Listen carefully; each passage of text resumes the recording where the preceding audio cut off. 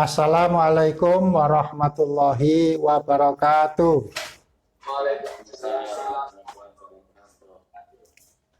Marilah terlebih dahulu kita buka pertemuan ini dengan sama-sama membaca basmalah.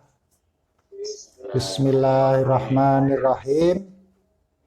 Alhamdulillahirabbil alamin wassalatu wassalamu ala asrofil anbiya'i wal mursalin Sayyidina Muhammadin wa ala alihi wa ashabihi ajmain, amma ba'du. Hakikat atau hak dan kewajiban peserta didik menurut Imam Al-Ghazali itu ada beberapa poin. Dan kalau tadi ditanyakan bagaimana wiridnya, di sini tidak ada wiridnya. Mungkin di jilid yang lain ada, tapi tidak sempat saya sampaikan. Pertama, sebagai peserta didik itu disebutkan taqdimut taharatun nafsi an radha'ilil akhlaq wa madhmumil awsaf, agar mendahulukan pensucian jiwa batin daripada perbuatan yang tercela dan akhlak yang jelek atau sifat-sifat yang jahat. Ini harus didahulukan oleh seorang peserta didik agar ilmu yang dipelajarinya itu betul-betul bisa bermanfaat dan diterima dengan baik dari gurunya. Yang kedua, ayyuqallila ala iqahu minal istighal bidunya, agar peserta didik itu memperkecil atau mengurangi keterkaitan dirinya dengan kesibukan urusan dunia. Kalau urusan dunia itu tidak ada habis-habisnya, seperti makan, kemudian hiburan, permainan. Ya, kalau main game lupa sampai berapa jam. Bahkan tidur pun di samping ya permainan alat-alat elektronik. Ini menurut Al-Ghazali, walaupun beliau waktu hidup belum ada HP ya, tapi menyarankan kepada kita agar tidak terlalu sibuk dengan urusan dunia. Yang ketiga, alla yatakabbara alal ilmi. Peserta didik itu hendaknya tidak merasa sombong, yatakabbar, merasa tinggi terhadap ilmu yang dipelajarinya, yang dikuasainya. Karena masih banyak orang lain yang lebih pandai, lebih pintar, dan ada guru yang membimbing dia, pastilah berjasa kepada ilmunya. Yang keempat, ayyahtarizal khaid fil ilmi fi mabda'il amri, agar peserta didik itu memperhatikan orang yang mendalami ilmu itu dari awal perkara. Kalau kitab dari bab pertama, jangan lompat-lompat, tahu-tahu baca kitab di tengahnya, kemudian kesimpulannya. Kita seringkali mendapatkan ilmu dengan cara seperti itu tidak utuh. Ya, misalnya kalau menulis makalah itu banyak referensinya. Daftar pustakanya lebih dari 20. Apa referensinya itu dibaca semua? Kebanyakan tidak, hanya yang dikutip saja. Yang dikutip halaman tengahnya. Ini menurut Imam Al-Ghazali tidak disarankan seperti itu. Tapi mempelajari ilmu itu fi mabda'il amri, di bagian urusan yang pertama, yang awal, dari lembar pertama sampai terakhir dikuasai.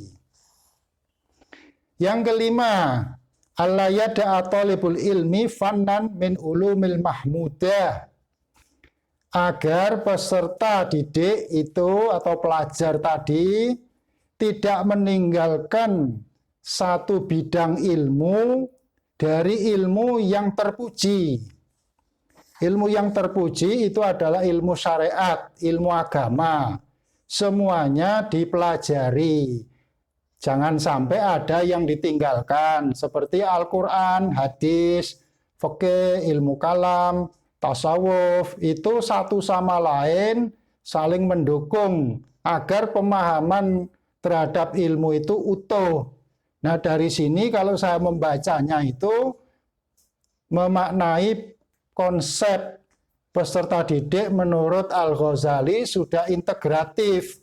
Tidak sepotong-sepotong dari bidang keilmuan, disiplin ilmunya sendiri, tapi berkomunikasi dengan keilmuan yang lain.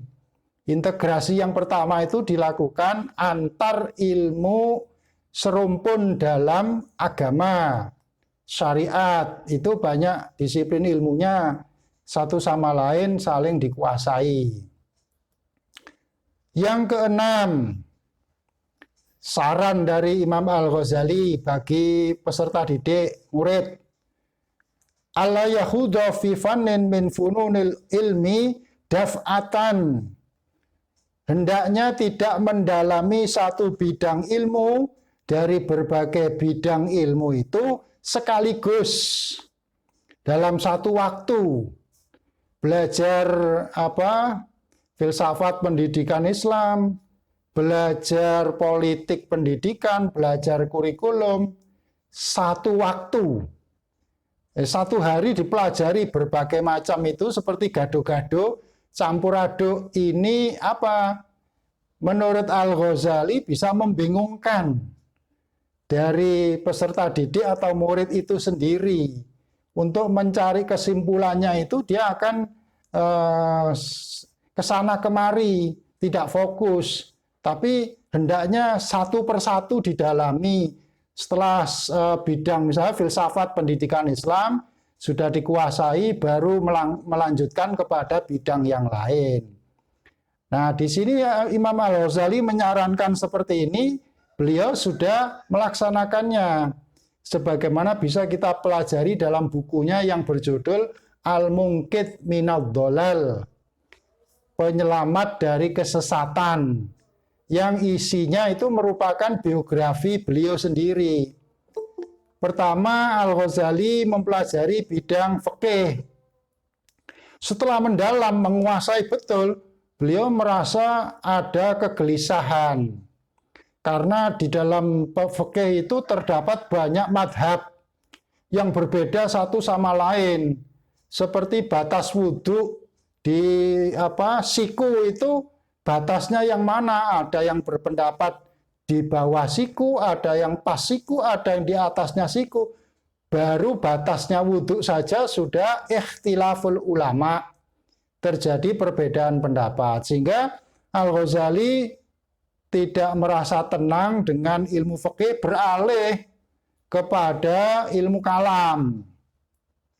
Dalam ilmu kalam, beliau mendapatkan aliran-aliran, ada Mu'tazilah, ada Asy'ariyah, maka itu juga menimbulkan gelisah dalam dirinya.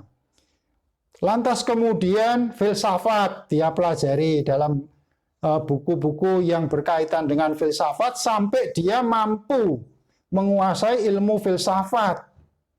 Sehingga dia menulis buku filsafat yang tadi disebutkan itu berjudul Tahafutul Falasifah. Dan juga menulis buku Maqasidul Falasifah. Baru setelah dia menulis filsafat itu ada semacam ketenaran, kepopuleran dirinya. Karena masyarakat menganggap Imam Al-Ghazali lah yang mampu menjelaskan kritik filsafat dengan logika filsafat. Ada yang menganggap bahwa gelar Hujjatul Islam bagi Al-Ghazali itu ya karena kemampuan beliau mengkritik filsafat dengan logika filsafat. Orang-orang sebelumnya mengkritik filsafat itu dengan fikih, dengan ilmu kalam. Tapi Al-Ghazali mendalami filsafat. Sampai karena dia sudah populer, dia merasa kesepian. Akhirnya ditinggalkan semua kemegahan termasuk jabatan yang dia miliki, menjadi guru besar di Madrasah Nidhamiyah, dan dia uzlah, yaitu mengasingkan diri di atas menara di sebuah masjid. Dia berkholwat di sana selama beberapa waktu, ya berapa bulan, mencari hakikat kebenaran, dan ketemulah dia kepada tasawuf. Tasawuf itu yang menjadikan dia tenang hatinya, sehingga dia menulis Ihya Ulumuddin itu setelah beliau menggeluti, mendalami tasawuf. Ini contoh perjalanan hidup Imam Al-Ghazali di dalam menggeluti bidang keilmuan secara mendalam, tidak campur aduk. Intinya tadi kan tidak campur aduk ya. Dan tidak sekaligus. Kalau kita kan sekaligus itu biasanya. Akhirnya kita memahaminya itu sedikit-sedikit. Dari sisi filsafat sedikit, dari sisi kurikulum sedikit ya. Karena belum tamat satu kitab sudah beralih ke kitab yang lain. Saya teruskan yang ketujuh. Imam Al-Ghazali menasihati kita sebagai peserta didik, alla yahudha fi fannin hatta yastawfil fannil ladzi qablahu. Agar kita tidak mendalami satu bidang ilmu sehingga menguasai bidang ilmu yang sebelumnya.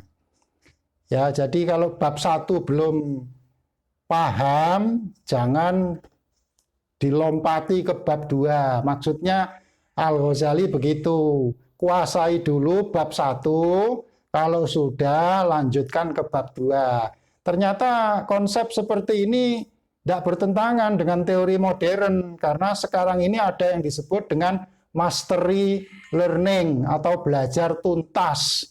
Dari satu bab ke bab yang lain, dari satu kitab ke kitab yang lain, dari satu bidang ke bidang yang lain. Jangan belum paham A tapi lompat ke B. Itu nanti bisa kacau ilmu yang kita pelajari. Yang kedelapan, ayya'rifas sabab alladhi bihi yadriku asraful ulum.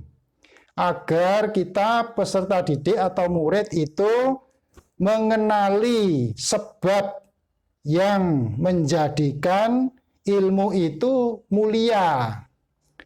Ilmu itu menjadi mulia kalau orang yang belajar itu berperilaku mulia, berakhlak yang mulia. Sebaliknya, walaupun dari perguruan tinggi, pasca sarjana, doktor, profesor, tapi perilakunya tidak mulia, misalnya dengan korupsi atau narkoba, menjadikan ilmu yang dipelajari itu tidak mulia, tidak ada cahayanya. Jadi ilmu itu melekat di dalamnya adalah perilaku orangnya, menjadikan dia mulia atau tidak. Kalau saya perhatikan, anak-anak sekarang itu membawa buku itu dilipat kayak apa, terus dimasukkan di kantong di belakangnya itu. Masya Allah, itu tidak menghargai ilmu ya. Kalau saya bawa buku itu tidak saya lipat. Dan kalau meletakkan tidak dibawa. Bukan berarti kultus buku, bukan. Saya menghormati ilmu itu. Jadi kalau kita menghormati ilmu itu nanti ada pancaran ilmu itu menjadi bermanfaat bagi orang yang mempelajarinya. Masih ada beberapa poin, saya tuntaskan saja. Yang ke-9, Al-Ghazali memberitahu kita, ayyakuna qasdul muta'alim fil hal tahliyatun batinihi wa tajmilihi bil fadilah. Hendaknya seorang pelajar itu bermaksud dalam mencari ilmu di saat itu adalah untuk menghiasi batinnya, jiwanya.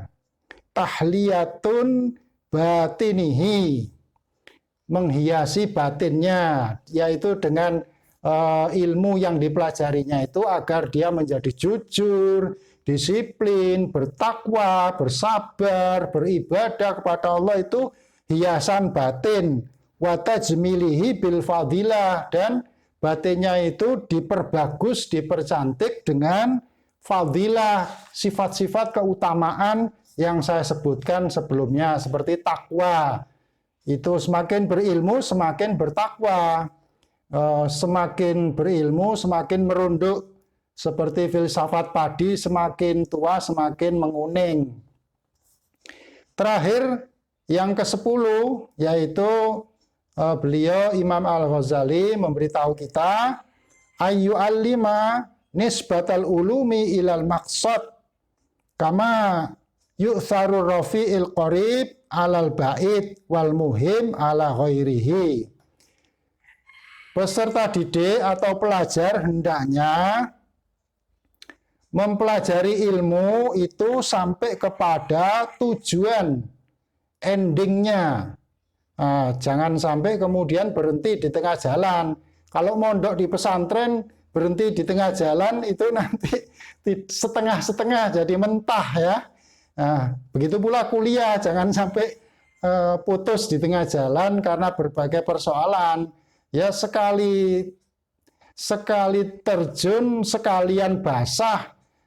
Kalau sudah milih jurusan PAI ya sekalian jadi ahli PAI, jangan tanggung-tanggung begitu, jangan tolah-toleh, Pak itu hukum ternyata lebih prospektif lah, itu berarti nanggung ya. Jadi mempelajari ilmu seperti itu sampai kepada maksud yang dicita-citakan, yang diinginkan tadi, sehingga berpengaruh kepada kedekatan atau keinginan yang hendak dicapai, yang penting.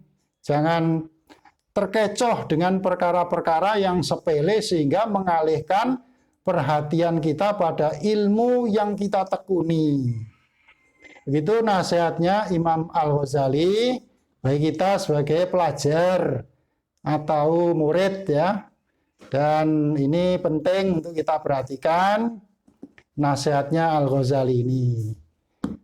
Saya kira cukup, tidak perlu ada tanya jawab karena waktunya sudah habis. Mudah-mudahan yang saya sampaikan ini bermanfaat. Amin ya rabbal alamin.